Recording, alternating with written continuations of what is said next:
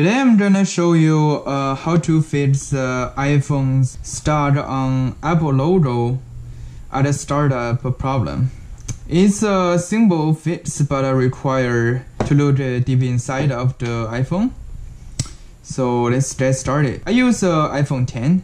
It should also work on a lot of iPhones. I would say probably from iPhone 5 or 6 all the way to the newest iPhones. If you go online, if you try to force restart and try to fix the issue software-wise, but you still have the same issue, so this quick method will help you to solve this problem. First of all, let me show you my phone has this kind of problem. When I connect it to the power, and you can see this is the Apple logo, but it won't actually start up. It just keeps looping back and forth the Apple logo. It won't actually start. What do you do with this kind of problem? First of all, you need to disconnect it. My method don't need to back up anything. It won't affect anything inside of the phone. Basically, you don't really need to reset it. Everything will be in the original state. In order to open the phone, in the bottom you have two screws right here. So you need two screwdrivers, one suction cup, one plastic thing, just any thin cardboard stuff to pry open the phone is fine. This one is just to help you easier to open up the phone, but if you don't have this, it's fine. You can just use your finger. So you need one star 0.8 screwdriver and one 3.6 screwdriver. So first of all, we use the star 0.8 screwdriver to open up the bottom two screws right here. Alright, so once you've done that, you need to use your suction cup.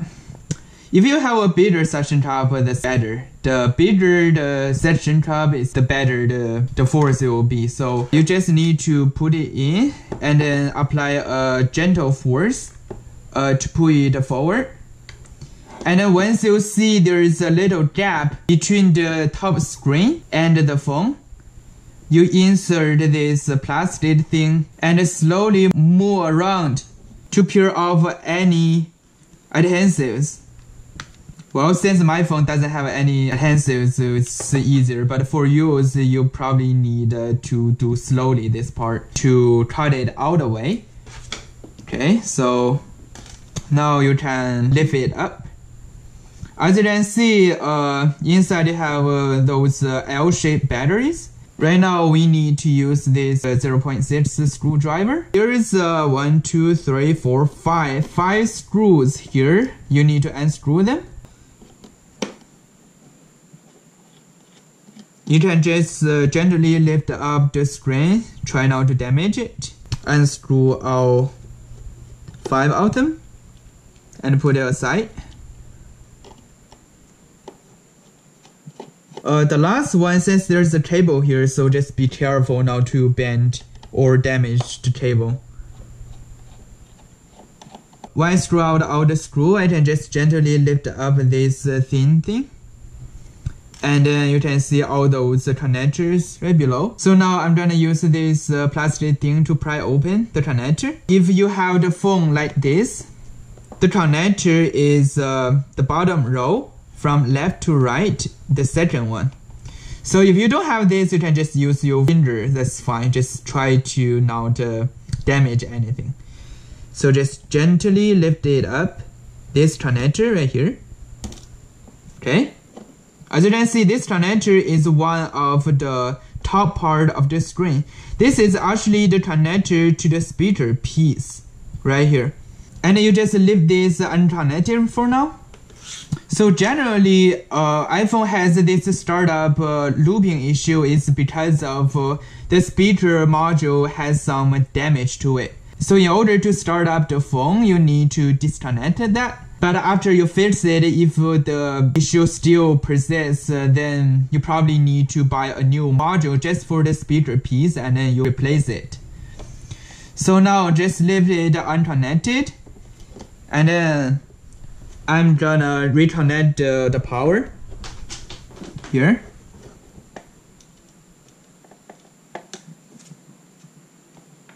And then wait.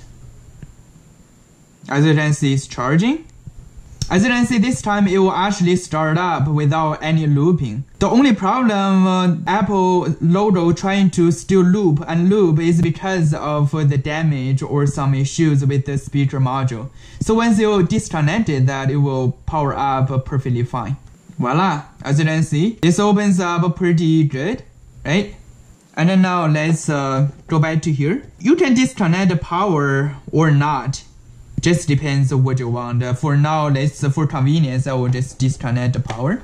And then now carefully place this connector back, reconnect it, and then put this thin metal back in place. Rescrew those 5 screws to their proper place. Just be careful not to damage anything. There are 2 larger screws with a longer head. One will go to this connector right here down the bottom. Another one will go all the way left to bottom, just alongside this thin cable right here. Just be careful. Put it in place. Well, if you notice, I'm missing 1 screw, but it's fine.